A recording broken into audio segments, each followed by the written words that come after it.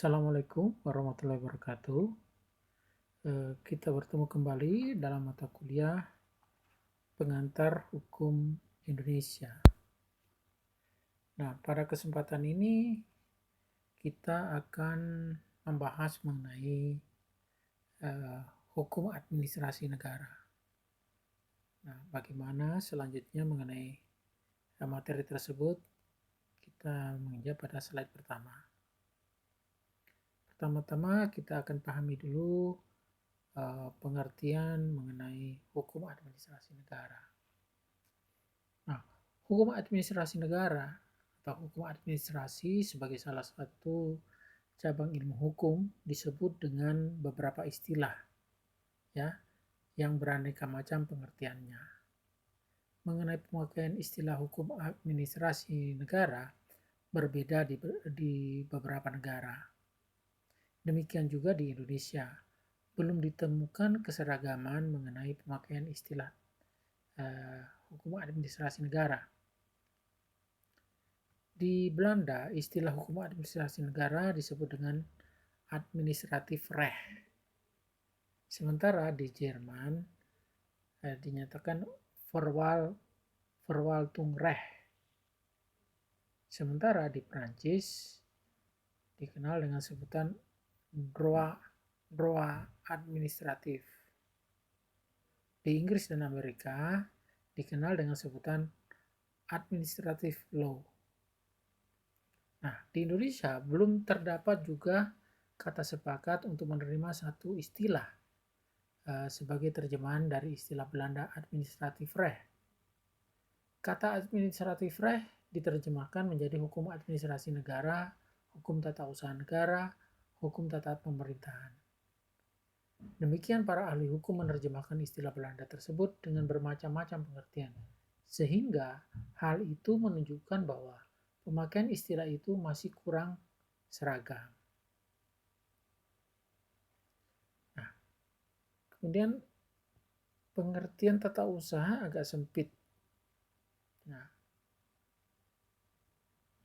dalam pandangan Abdul Jamali, kalau digunakan istilah hukum tata usaha negara, pengertian tata usaha negara itu agak sempit. Sebab kata tata usaha merupakan bagian dari administrasi.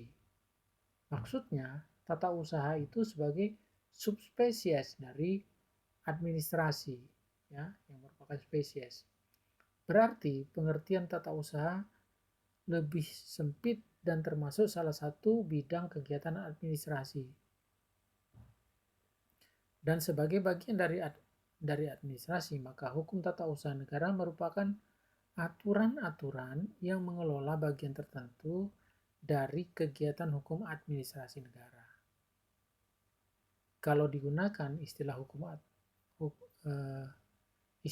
hukum tata pemerintahan, pengertian pemerintahan itu ada dua.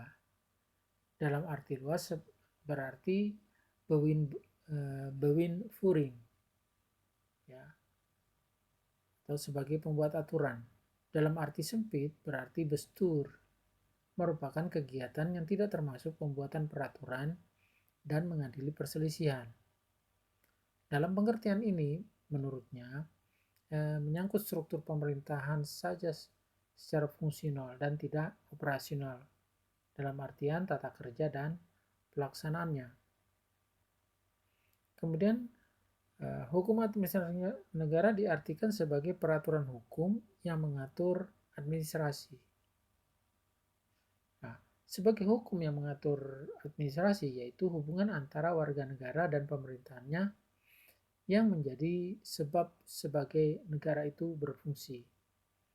Maksudnya, merupakan gabungan petugas secara struktural berada di bawah pimpinan pemerintah yang melaksanakan tugas sebagai bagiannya, yaitu bagian dari pekerjaan yang tidak ditujukan kepada lembaga legislatif, yudikatif, dan atau lembaga pemerintahan daerah yang otonom. Otonom maksudnya mengurus daerahnya sendiri. Dengan demikian, dapat dikemukakan bahwa pemakaian istilah administratif recht lebih tepat kalau diterjemahkan dengan hukum administrasi negara. Sehubungan dengan masalah tersebut di atas, dalam rapat staf dosen Fakultas-Fakultas Hukum Negeri seluruh Indonesia pada tahun 73 di Cibulan, Jawa Barat, memutuskan bahwa sebaiknya istilah yang dipakai adalah hukum administrasi negara yang tidak menutup kemungkinan penggunaan istilah lain.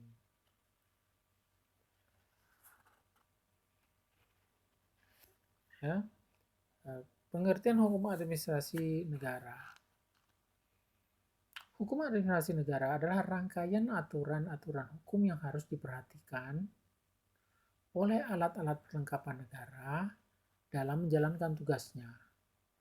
Namun perlu diketahui bahwa negara ialah suatu pengertian yang abstrak dan berwujud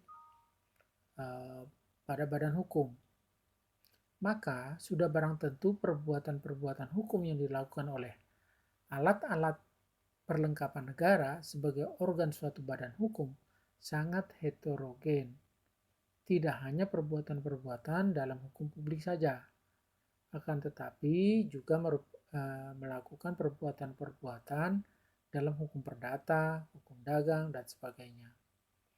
Atau dengan kata lain, hukum administrasi negara diartikan sebagai rangkaian aturan-aturan hukum yang mengatur cara bagaimana alat-alat perlengkapan negara menjalankan tugasnya, di mana alat-alat perlengkapan negara perwujudannya akan berbentuk pada alat-alat administrasi negara, ya, yang melaksanakan tugasnya. Dengan sendirinya menimbulkan hubungan-hubungan yang disebut hubungan hukum. Hubungan-hubungan ini dapat dibedakan dalam dua jenis. Pertama, hubungan hukum antara alat administrasi negara yang satu dengan alat administrasi negara yang lain. Kedua, hubungan hukum antara alat administrasi negara dengan perseorangan atau individu, yakni warga negara atau dengan badan-badan hukum swasta. Kemudian kaidah-kaidah hukum yang merupakan materi hukum administrasi negara.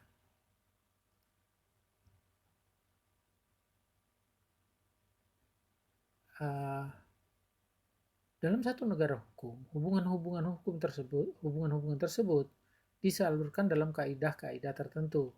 Dan kaidah-kaidah hukum inilah yang merupakan materi dari hukum administrasi negara. Kaidah-kaidah hukum tersebut terdiri dari 1. Aturan-aturan hukum yang mengatur dengan cara bagaimana alat-alat administrasi negara mengadakan kontak satu sama lain. Dan yang kedua, aturan-aturan hukum yang mengatur hubungan alat administrasi negara, dalam hal ini pemerintah, dengan warga negaranya. Dalam ilmu hukum, administrasi negara yang penting adalah perbuatan hukum alat administrasi negara dalam hubungannya dengan warga negara, di mana hubungan ini akan menimbulkan hak dan kewajiban. Sehingga hukum administrasi negara ini menguji hubungan hukum istimewa yang diadakan dan yang memungkinkan para pejabat administrasi negara melakukan tugas istimewa mereka tersebut. Administrasi negara diberi tugas mengatur kepentingan umum, misalnya kesehatan masyarakat, kesejahteraan masyarakat, pengajaran, dan lain sebagainya. Kemudian hukum administrasi negara menurut Logeman. Menurut Logeman, ya, dalam pandangannya dikemukakan bahwa hukum administrasi negara menyelidiki sifat, bentuk, dan kekuasaan segala hukum negara menjadi tugas hukum administrasi negara. Karena itu, dalam mempelajari hukum administrasi negara dengan berdasarkan sumber-sumber hukum, ya, sumber-sumber hukum itu meliputi 1. Sumber-sumber hukum material, yaitu suatu penilaian yang menentukan petunjuk-petunjuk dalam hidup yang dapat diterima dan diberi perlindungan oleh pemerintah. Kedua, yaitu formal, yaitu yang terdiri dari undang-undang pelaksanaan administrasi negara, jurisprudensi, dan pendapat para ahli hukum. Maka dapat diketahui segala macam bentuk tingkah laku pemerintahan, sarana administrasi negara yang berkenaan dengan kepegawaian dan keuangan negara, dan peraturan-peraturan hukum tentang peradilan administrasi negara.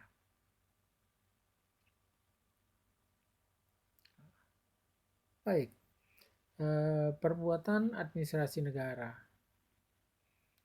Alat perlengkapan negara. Alat perlengkapan negara dalam hal ini organ administrasi negara ya, dapat menjalankan tugas menyelenggarakan kesejahteraan umum secara baik. Maka administrasi negara memerlukan kemerdekaan untuk bertindak atas inisiatif sendiri, terutama dalam menyelesaikan masalah-masalah penting yang timbul dengan tiba-tiba, yang peraturan penyelenggaranya belum ada atau belum dibuat oleh badan legislatif. Kemerdekaan tersebut dalam hukum administrasi negara disebut Vries Ermessen. Namun, kemerdekaan ini tidaklah boleh dijalankan sedemikian rupa sehingga merugikan individu atau warga negara tanpa alasan yang patut. Pejabat administrasi negara tidak boleh menjalankan wewenangnya untuk menyelenggarakan suatu kepentingan umum yang lain dari yang dimaksud peraturan yang menjadi dasar wewenangnya. Apabila suatu alat perlengkapan negara diberi wewenang tertentu, tidak mempergunakan wewenangnya sesuai dengan tujuan yang diberikan oleh peraturan, dapat dikatakan bahwa alat perlengkapan itu telah melakukan détournement de pouvoir. Détournement de pouvoir ini sering terjadi akibat suatu Vries Ermessen yang disalahgunakan. Selanjutnya tugas pemerintahan dalam negara hukum modern atau welfare state. Tugas pemerintahan dalam negara hukum modern atau welfare state seperti sekarang ini tidak hanya melaksanakan undang-undang saja, tetapi lebih luas dari itu, yaitu menyelenggarakan kepentingan umum. Negara kesejahteraan atau welfare state dituntut harus selalu dapat bertindak untuk menyelesaikan segala aspek atau persoalan menyangkut kehidupan warga negara. Meskipun dalam penyelesaiannya belum ada peraturan yang mengaturnya sebagaimana disebut di atas. Tugas penyelenggaraan kepentingan umum itu dijalankan oleh alat pemerintah yang bisa berwujud 1. Seorang pejabat atau fungsionaris atau badan pemerintahan yang berdasarkan peraturan undang-undang yang diberi kewenangan untuk menyatakan kehendak pemerintah. Jadi, yang dilengkapi dengan kewenangan melakukan tindakan-tindakan yang mengikat. Kedua, ya selain pejabat atau fungsionaris tadi, ada yang namanya badan pemerintahan, yaitu suatu kesatuan hukum yang dilengkapi dengan alat-alat atau kewenangan memaksa. Nah, di samping itu, tugas pemerintah itu tidak hanya dilaksanakan di pusat saja, tetapi di daerah juga. Kemudian, tugas yang dapat dijalankan oleh administrasi negara. Tugas yang dapat dijalankan oleh administrasi negara hanya dapat dilakukan melalui suatu perbuatan. Yang termasuk dalam perbuatan administrasi negara, yaitu setiap perbuatan hukum atau rehandelingan, ya, dan di dalamnya juga menyangkut mengenai tindakan yang bukan perbuatan hukum. Perbuatan hukum itu berkenaan dengan hukum privat atau perdata dalam bidang-bidang hukum perikatan dan hukum publik, baik mengenai hubungan antara individu dan pemerintah dalam arti hubungan kerja maupun tingkah laku pemerintah dalam membuat dan melaksanakan suatu ketetapan. Sedangkan suatu tindakan yang tidak termasuk perbuatan hukum merupakan suatu pekerjaan yang kurang berarti dalam praktek hukum. Sebab sebagai pelaksana tugas yang wajib dijalankan oleh pemerintah dalam membantu kepentingan masyarakat seperti pelebaran jalan, pemasangan papan nama jalan, dan sebagainya. Oleh karena itu, perbuatan administrasi negara yang dibicarakan menurut uraian tadi, ya dalam hal ini dapat digolongkan menjadi dua, yaitu A. Perbuatan membuat peraturan, B. Pembuatan melaksanakan peraturan. Kemudian selain pembuatan peraturan, selain membuat peraturan administrasinya juga membuat ketetapan. Ya. Agar supaya dapat dijalankan tugasnya, maka administrasi negara di samping membuat peraturan dapat juga membuat ketetapan. Ketetapan itu merupakan perbuatan pemerintah atau administrasi negara yang bersegi satu, di mana telah menimbulkan akibat hukum dengan dikeluarkannya ketetapan oleh pihak administrasi negara tanpa menunggu reaksi dari yang dikenai ketetapan.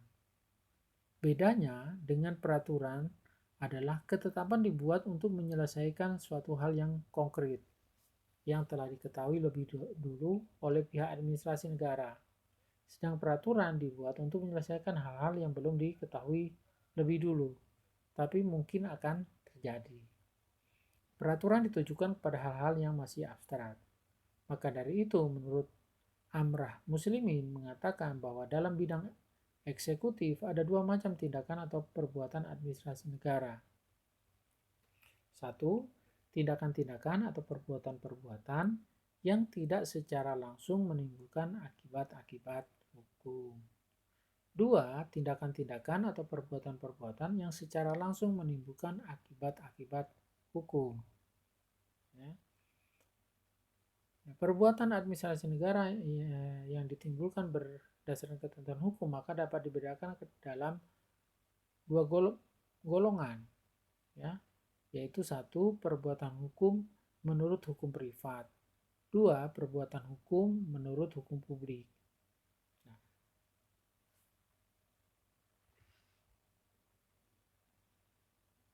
ini ya, perbuatan hukum menurut hukum privat. Saya awali demikian. Golongan perbuatan hukum yang menimbulkan hubungan hukum dalam hukum privat ini pada umumnya tidak termasuk hukum administrasi negara. Sedangkan masalah alat negara mana yang berwenang atau berkuasa melakukan perbuatan hukum yang menimbulkan hubungan hukum dalam hukum privat ini masuk hukum tata negara. Meskipun dalam beberapa hal masuk ke dalam hukum administrasi negara. Seperti dapat dikategorikan dalam hal administrasi negara melakukan perbuatan hukum sewa menyewa, ya. Seperti pasal 1548 KUH Perdata. Kemudian jual beli pasal 1457 KUH Perdata dan lain-lain. Yang biasa dilakukan dalam hubungan keperdataan. Dalam hal ini muncul beberapa pendapat dari para sarjana, antara lain Kranenberg, Fechting, dan Donner. Ya.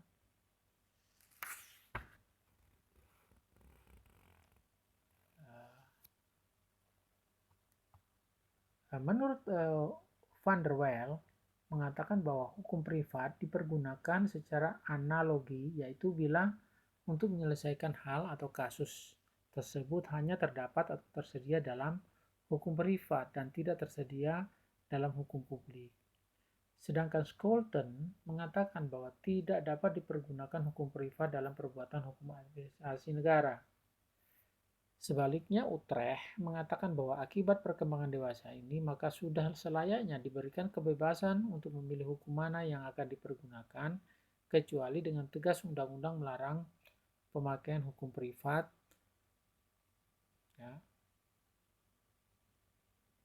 Atau menurut Prince, ya, yakni tujuan hukum tersebut dapat dicapai dengan jalan hukum publik.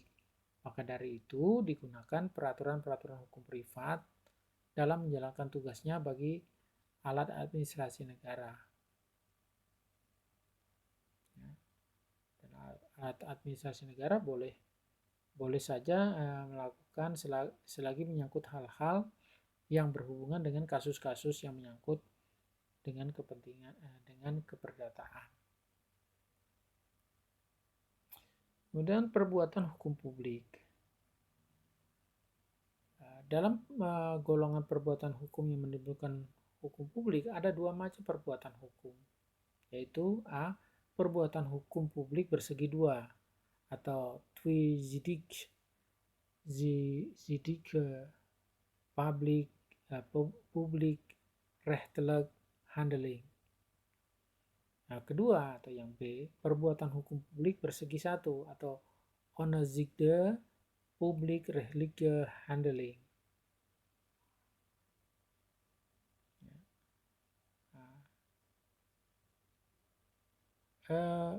Perbuatan hukum publik bersegi dua.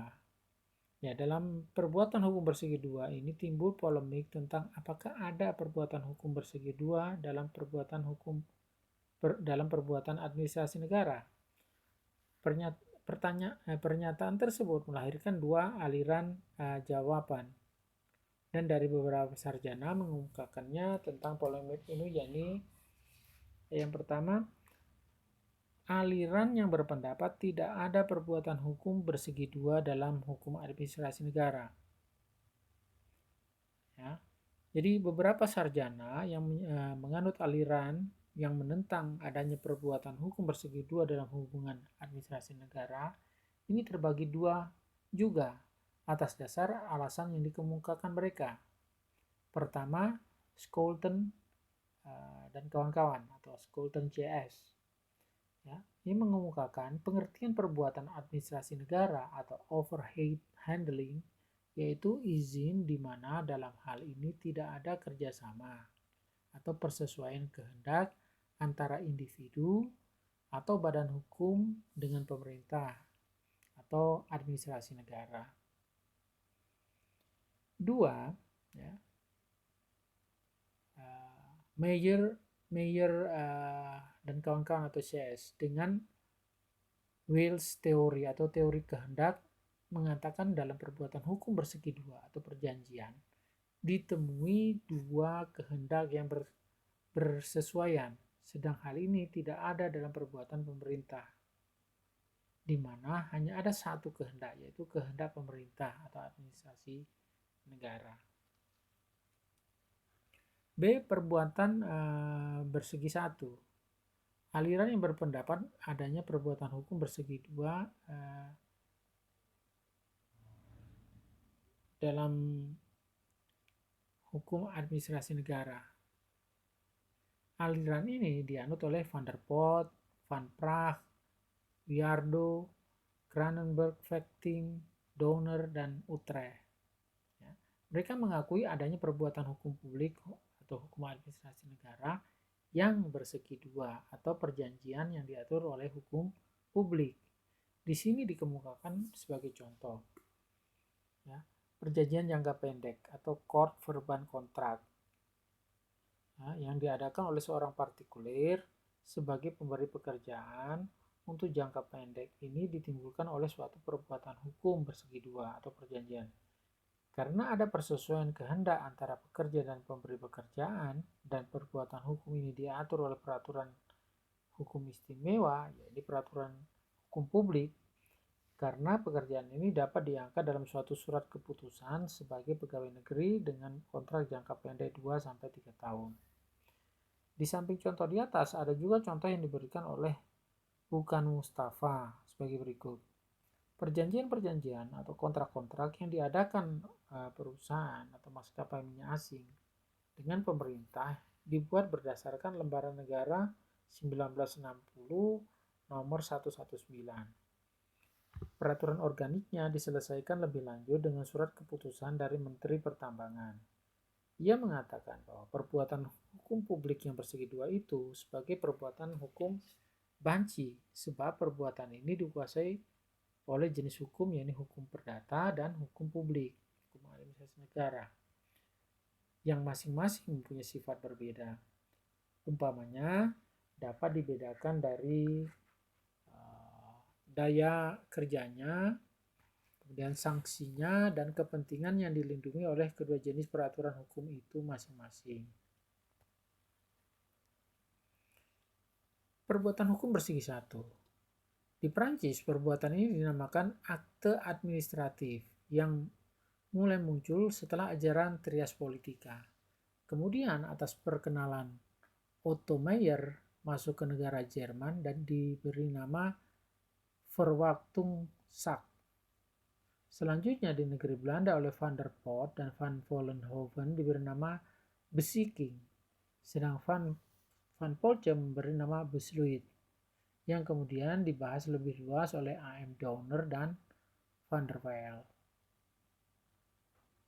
Atas jasa Prince tiba di negara Indonesia yang kemudian diterjemahkan oleh Utrecht dengan nama ketetapan, sedang Kuncoro Purbo Pranoto menerjemahkan dengan nama keputusan. Alasan Kuncoro memakai istilah keputusan adalah karena materi di dalamnya menyangkut yuridis teknis. Sedangkan Van Poltje mengatakan Besluit karena berupa keputusan panggreh itu merupakan bagian dari pemerintah. Akibat dari sifat kekuasaan pemerintah itu, maka untuk perbuatan hukum bersegi satu itu dibedakan menjadi dua, sebagaimana dijelaskan di atas, yaitu satu, peraturan adalah peraturan yang berisi penyelesaian suatu hal secara umum dan abstrak. Perbuatan administrasi negara yang membuat peraturan merupakan tugas legislatif. Kedua, ketetapan. Ketetapan adalah keputusan yang memberikan penyelesaian suatu hal secara konkret atau tertentu. Perbuatan administrasi yang membuat ketetapan merupakan tugas eksekutif.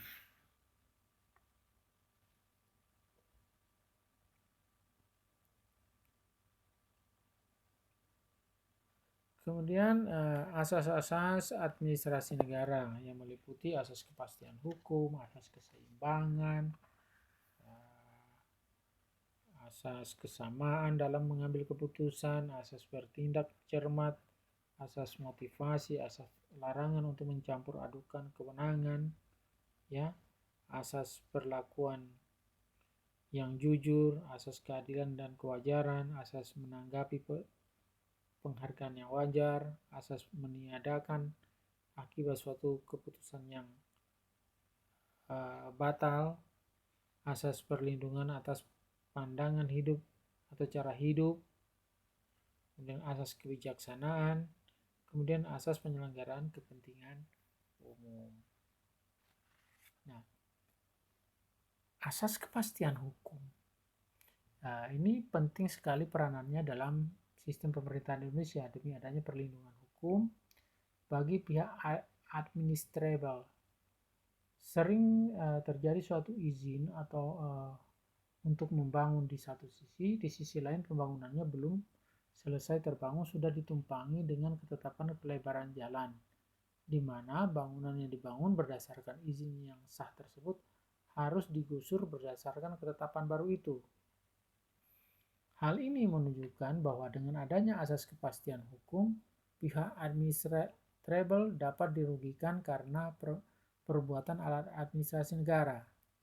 Menurut Van der Pot, ya, untuk sahnya suatu ketetapan administrasi harus memenuhi persyaratan material maupun formil. Persyaratan material yaitu persyaratan yang berhubungan dengan kewenangan bertindak, meliputi 1. Alat negara yang membuat ketetapan harus berwenang. 2. Dalam kehendak alat negara yang membuat ketetapan tidak boleh ada kekurangan yuridis. 3. Ketetapan harus berdasarkan suatu keadaan atau situasi tertentu. 4. Ketetapan harus dapat dilakukan dan tanpa melanggar peraturan lain, ya, menurut isi dan tujuan sesuai dengan peraturan yang menjadi dasar ketetapan itu. Nah, sedang persyaratan yang bersifat formil adalah persyaratan yang berhubungan dengan bentuk ketetapan itu sendiri, ya, yang meliputi syarat-syarat yang ditentukan berhubungan dengan persiapan dibuatnya ketetapan dan berhubungan dengan cara dibuatnya ketetapan yang harus dipenuhi. 2. Ketetapan harus diberi untuk yang ditentukan. Ketiga, syarat-syarat yang ditentukan berhubungan dengan dilakukannya ketetapan harus dipenuhi. 4. Jangka waktu ditentukan antara timbulnya hal-hal yang menyebabkan dibuatnya ketetapan dan diumumkannya ketetapan itu tidak boleh dilewati. Selanjutnya, asas keseimbangan. Asas ini dinyatakan bahwa antara tindakan-tindakan disiplin yang dijatuhkan oleh atasan dan kelalaian yang dilakukan oleh seseorang pegawai negeri harus proporsional atau seimbang atau sebanding. Hal ini disebut dengan principle of proportionality. Asas ini menghendaki adanya keseimbangan antara hubungan jabatan dengan kelalaian atau kealpaan seseorang pegawai. Kemudian asas kesamaan dalam mengambil keputusan. Maksudnya bahwa hendaknya alat administrasi negara terhadap kasus-kasus yang faktanya sama, ya, diambil tindakan-tindakan yang sama pula, sehingga menghendaki agar badan hukum dan administrasi dalam menghadapi kasus atau fakta yang sama, alat administrasi negara dapat mengambil tindakan yang sama. Dalam arti tidak bertentangan. Hal ini disebut juga principle equality. Kemudian asas bertindak cermat. Asas ini menghendaki bahwa pemerintah atau alat administrasi negara bertindak hati-hati agar tidak menimbulkan kerugian bagi warga masyarakatnya. Dengan berpegang asas ini adalah menjadi kewajiban seorang pemimpin untuk memperingatkan pegawai apabila dianggap bertindak tidak sesuai dengan prosedur hukum. Asas ini disebut dengan principle of carefulness. Kemudian asas motivasi. Asas ini adalah bahwa setiap keputusan badan-badan pemerintahan harus mempunyai motivasi atau alasan yang cukup sebagai dasar keputusan tersebut. Dan dituntut agar motivasi itu benar dan jelas. Dan asas larangan untuk mencampur adukan kewenangan. Asas ini menghendaki badan-badan administrasi yang mempunyai wewenang mengambil keputusan menurut hukum dan tidak boleh menggunakan wewenangnya itu untuk suatu tujuan lain yang telah ditetapkan hukum untuk wewenang tersebut. Kemudian asas perlakuan jujur.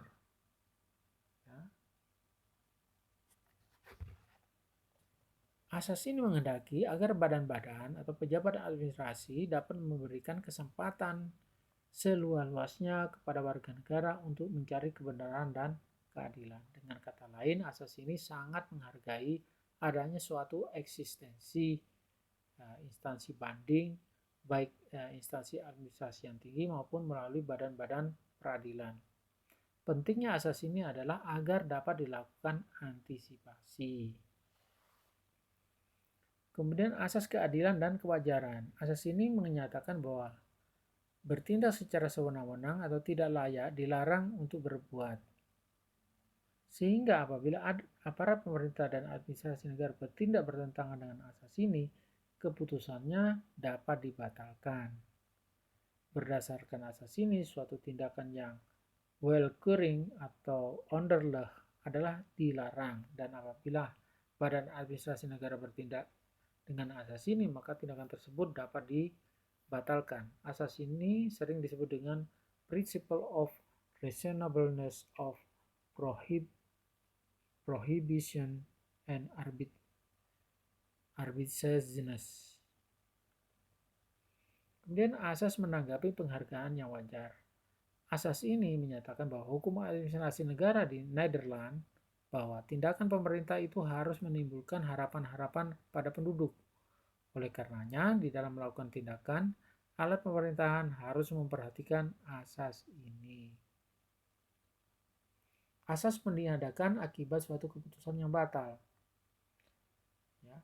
Asas ini menghendaki agar jika terjadi pembatalan atau atas suatu keputusan, maka akibat dari keputusan yang dibatalkan itu harus dihilangkan, sehingga yang bersangkutan atau yang terkena harus diberi ganti rugi atau rehabilitasi.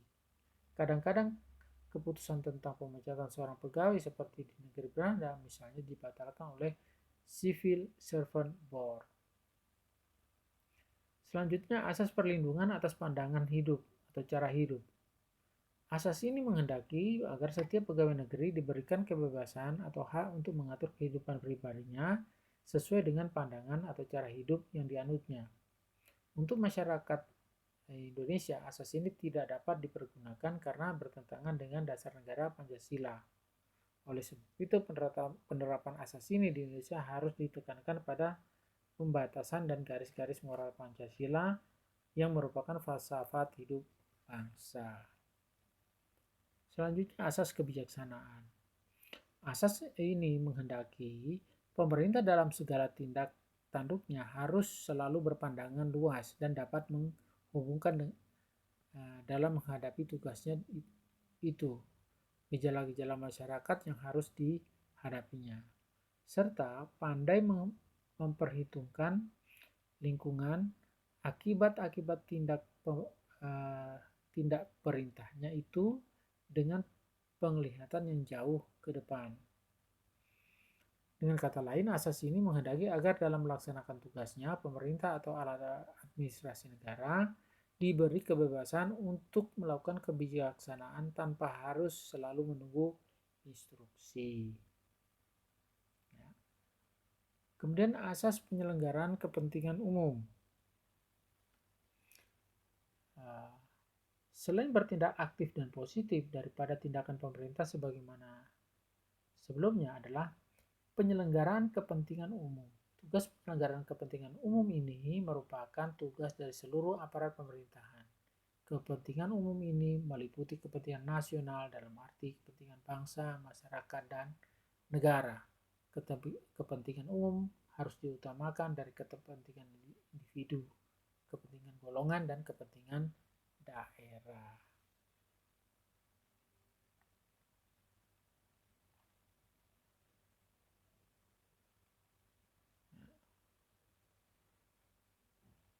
Nah, pasal 3 tentang asas-asas umum pemerintahan penyelenggaraan negara ya, itu dinyatakan demikian. Ya, jadi sesuai Undang-Undang Nomor 28 Tahun 99 tentang penyelenggaraan negara yang bersih dan bebas korupsi, kolusi, dan nepotisme disebutkan dalam pasal 3 tentang asas-asas umum penyelenggaraan negara. Nah, pertama, asas kepastian hukum. Dalam penjelasan undang-undang tersebut disebutkan yang dimaksud dengan asas kepastian hukum adalah asas dalam negara hukum yang mengutamakan landasan peraturan perundang-undangan, kepatutan, dan keadilan dalam setiap kebijakan penyelenggara negara. Selanjutnya, asas tertib penyelenggaraan negara. Dalam penjelasan undang-undang tersebut disebutkan yang disebut dengan asas tertib penyelenggaraan negara adalah asas yang menjadi landasan keteraturan, keserasian, dan keseimbangan dalam pengendalian penyelenggaraan negara. Selanjutnya, asas kepentingan umum. Dalam penjelasan undang-undang tersebut disebutkan yang dimaksud dengan asas kepentingan umum adalah asas yang mendahulukan kesejahteraan umum dengan cara aspiratif, akomodatif, dan selektif. Selanjutnya, asas keterbukaan.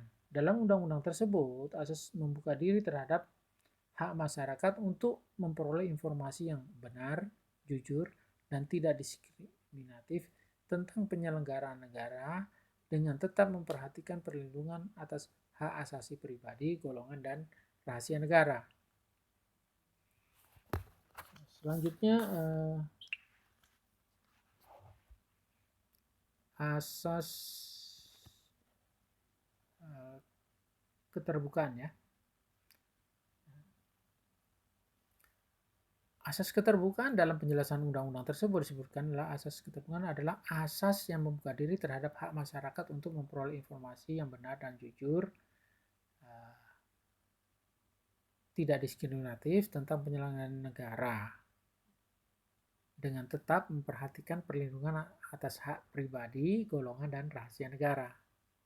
Selanjutnya, asas proporsionalitas. Penjelasan undang-undang tersebut menyatakan bahwa asas proporsionalitas adalah asas yang mengutamakan keseimbangan antara hak dan kewajiban penyelenggara negara. Selanjutnya, asas profesionalis. Dalam penjelasan undang-undang tersebut, asas profesionalis adalah asas yang mengutamakan keahlian yang berlandaskan kode etik dan ketentuan peraturan perundang-undangan yang berlaku. Kemudian yang terakhir, asas akuntabilitas. Dalam penjelasan undang-undang, asas akuntabilitas adalah asas yang menentukan bahwa setiap kegiatan dan hasil akhir dari kegiatan penyelenggaraan negara harus dapat dipertanggungjawabkan kepada masyarakat atau rakyat sebagai pemegang kedaulatan tertinggi negara sesuai dengan ketentuan peraturan perundang-undangan yang berlaku. Jadi itulah tema kita hari ini terkait hukum administrasi negara. Untuk itu saya akhiri dulu pertemuan kita dengan akhir kata wassalamualaikum warahmatullahi wabarakatuh. Sekian dan terima kasih.